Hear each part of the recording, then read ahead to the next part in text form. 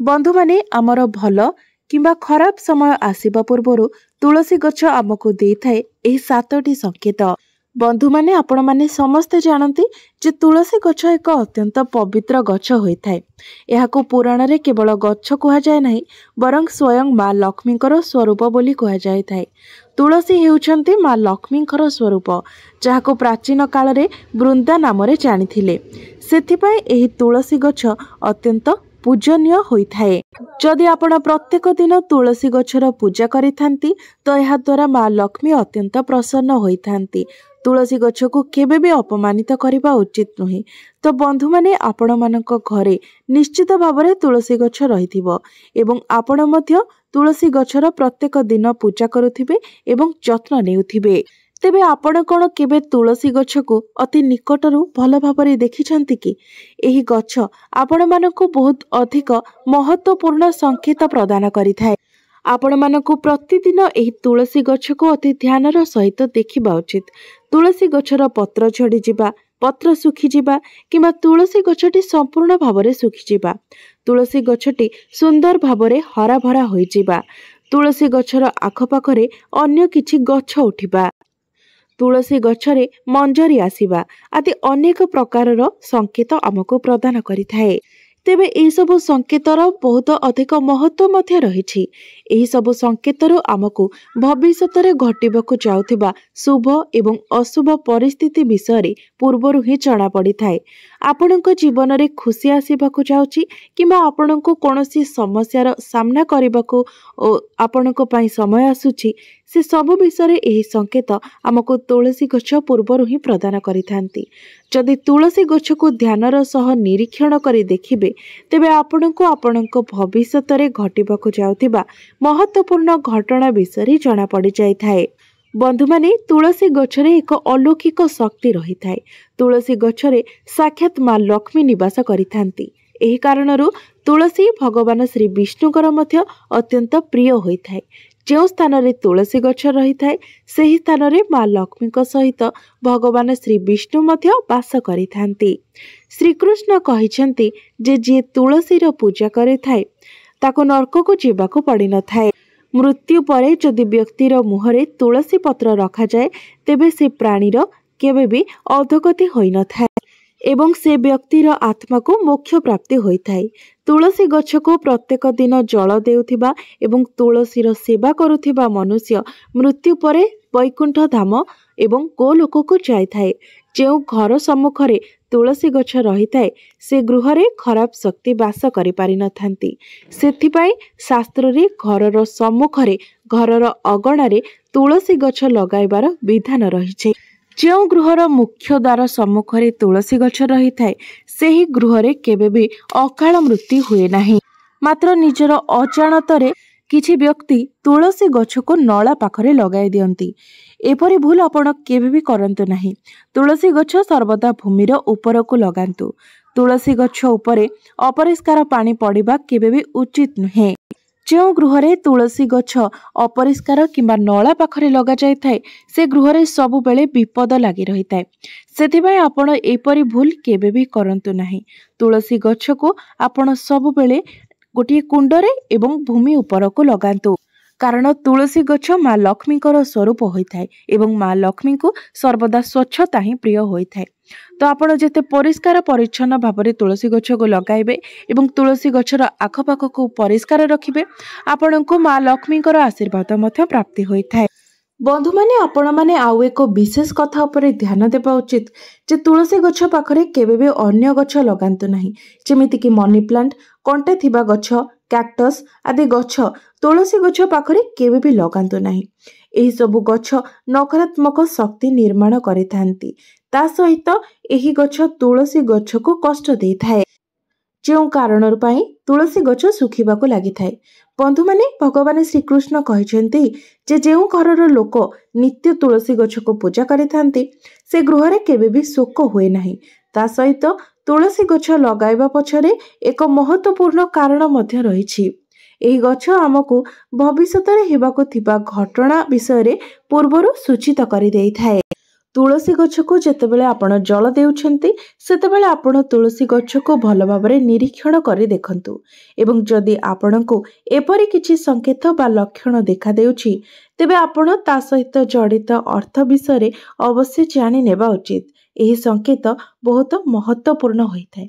तुलसी गछ आम जीवन रे आसुथिबा विपद को पूर्वरु ही अनुमान करि नै थाए एवं अन्य प्राकृतिक एवं दृष्टि शक्तिर कारणरू उत्पन्न हेबाको जाउथिबा संकट विषय आमको एही गछ पूर्वरु ही सूचित करिथाय, जहा द्वारा आमे सावधान होई से संकटर परिस्थिति को सामना करि परिबा।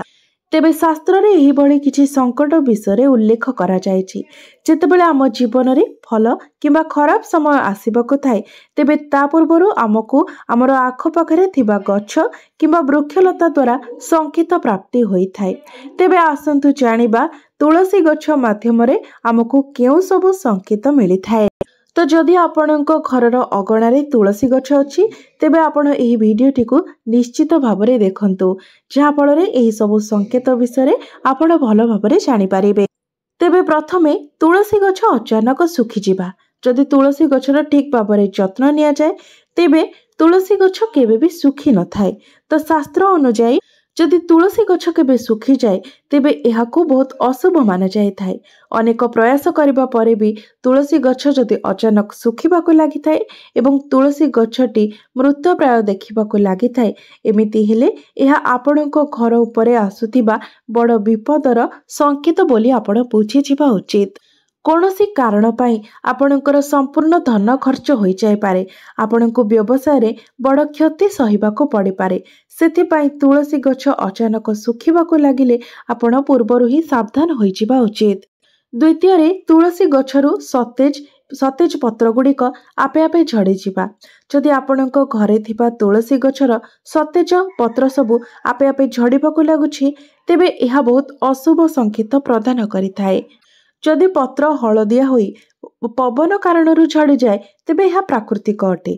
मात्र तुलसीर सतेज सबुज पत्र जदि झड़ीबाको लागि थाए तेबे बुझी जिबा उचित जे माँ लक्ष्मी आपणको उपरे असंतुष्ट अछंती एवं आपणको संकेत प्रदान करूछंती जे से आपणकर गृह को खूब शीघ्र परित्याग करबाको जाउछंती। आपणकर गृह रे किछि एपरि कार्य हेउछि जहा माँ लक्ष्मीकर प्रिय नुहे। जो गृहर सदस्य मानक भितरे प्रतिदिन कली झगड़ा हुए, घरर नारी मानक उपरे अत्याचार होइथाए किंबा तांकर अपमान होइथाए, गृहरे मद एवं मांसर सेवन करा जायथाए, एपरि गृहरे माँ लक्ष्मी केबे भी वास करंती नाही। तृतीय रे तुलसी गछ पाखरे अन्य गछ उठी जिबा। जदि आपणक घरर आखपाखरे अन्य छोट छोट गछ उठिबाको लागे तेबे एहा शुभ संकेत देइथाए।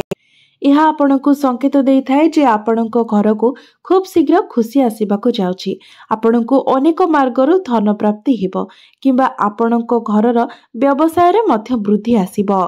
चतुर्थ रे तुलसी गछ आपे आपे उठी जिबा।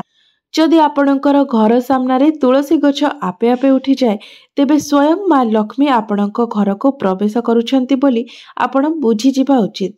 जो स्थान को स्वयं माँ लक्ष्मी चालिकी आसी थांती सेही जगार गछ वृक्ष आपे आपे भरपूर एवं सतेजता होई जाय थाए। पंचम रे तुलसी गछ पाखकु चढ़ई माने आसीबा। जदि आपणको घर पाखरे लगा जाइथिबा तुलसी गछर कुंड पाखकु अचानक चढ़ई माने आसीबाको लागिथांती तेबे एहा आपणको बहुत शुभ संकेत प्रदान करिथाए। षष्ठ रे तुलसी गछरे पोक लागि जाल तयारी करिबा। तुलसी गछ उपरे अन्य कीट बा पोक जदि लागंती तेबे यह अशुभ संकेत बोली आपण बुझी जिबा उचित। तुलसी गछरे पोक लागि जाल तयारी कले यह धन नाश हेबार सूचना देइथाए। से जाल को आपण तुरंत हटाई दियंतु। तुलसी गछ उपरे जदि बुढ़ियाणी जाल तयारी करे तेबे आपणकर धन चोरी हेबार संभावना रहिथाए। सप्तम रे तुलसी गछ सबुज सतेज होई भरपूर होई जिबा। जदि आपणकर तुलसी गछ सबु बेले सतेज एवं सबुजिमा भरा होई रहुछि एवं तुलसी गछरे मंजरी आसुछि तेबे एवं एही गछटी बहुत सुंदर देखा जाउछि तो यह बहुत भल शुभ संकेत होइथाए। तुलसी गछटी जेते अधिक सुंदर एवं सबुजिमा देखाजिबो सेही भली आपणको परिवार रे सर्वदा सुख समृद्धि लागि रहिबो। घरर बाहरे लागिथिबा तुलसी गछ को देखि आपण अनुमान करि परिबे जे ସେହି ଘରର ବାତାବରଣ କିପରି ରହିଛି। ଯଦି ଘରର ବାତାବରଣ ପବିତ୍ର ରହିଥାଏ ତେବେ ଏବଂ ଗୃହରେ ଭଲ ସଂସ୍କାର ରହିଥାଏ ତେବେ ସେହି ଗୃହରେ ଥିବା ତୁଳସୀ ଗଛ ସର୍ବଦା ସୁନ୍ଦର ଏବଂ ହରଭରା ଦେଖାଯାଇଥାଏ। ତ ବନ୍ଧୁମାନେ, ଯଦି ଆପଣଙ୍କ ଘରେ ମଧ୍ୟ ତୁଳସୀ ଗଛ ଅଛି ତେବେ ଆପଣ ତୁଳସୀ ଗଛଟିର ଭଲ ଭାବରେ ଯତ୍ନ ନେବା ଉଚିତ, କାରଣ ମା ତୁଳସୀ ସର୍ବଦା ଆପଣଙ୍କୁ ସୁଖ ସମୃଦ୍ଧି ଏବଂ ଐଶ୍ୱର୍ଯ୍ୟ ପ୍ରଦାନ କରିଥାନ୍ତି। ତ ଆପଣ ମାଙ୍କର ଯେତେ ଅଧିକ ଯତ୍ନ ନେବେ ଆପଣ ମାଙ୍କ ଠାରୁ ସେତେ ଅଧିକ ଆଶୀର୍ବାଦ ମଧ୍ୟ ପ୍ରାପ୍ତି କରିବେ। ତେବେ ବନ୍ଧୁମାନେ, ମୋର ଏହି ଭିଡ଼ିଓଟି ଯଦି ଆପଣମାନଙ୍କୁ ଭଲ ଲାଗିଥାଏ ତେବେ ଭିଡ଼ିଓଟିକୁ ଲାଇକ୍ କରି ଚ୍ୟାନେଲଟିକୁ ସବସ୍କ୍ରାଇବ୍ କରିଦେବେ ଏବଂ କମେଣ୍ଟ ବକ୍ସରେ ଭକ୍ତି ଏବଂ ଶ୍ରଦ୍ଧାର ସହିତ ଜୟ ମା ତୁଳସୀ, ଜୟ ମା ଲକ୍ଷ୍ମୀ ନିଶ୍ଚୟ ଲିଖିବେ।